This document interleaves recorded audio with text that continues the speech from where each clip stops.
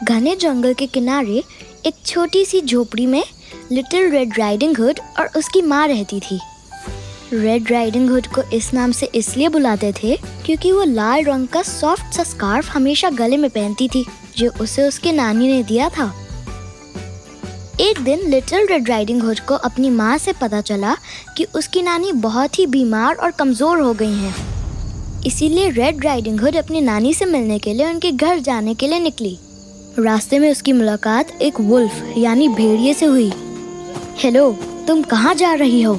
Wolf ने उससे पूछा। उसने जवाब दिया, मैं अपने नानी को देखने जा रही हूँ।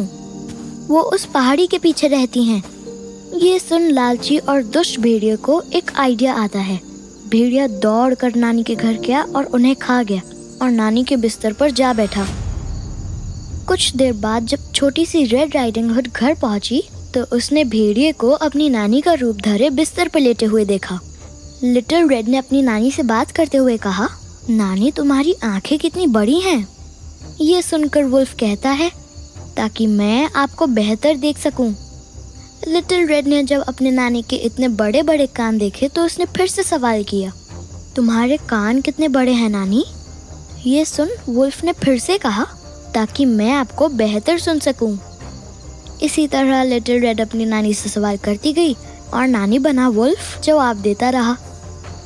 जब लिटिल रेड ने अपना आखिरी सवाल पूछा और कहा कि नानी तुम्हारे कितने बड़े दांत हैं, तभी वुल्फ ने कहा, ताकि मैं तुम्हें तरीके से चबा सकूं।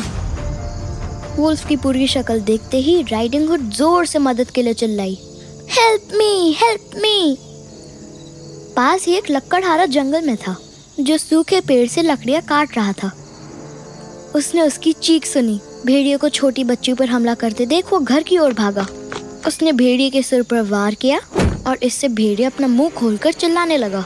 उसने तुरंत भेड़िए का पेट खोला और नानी को बाहर निकाला।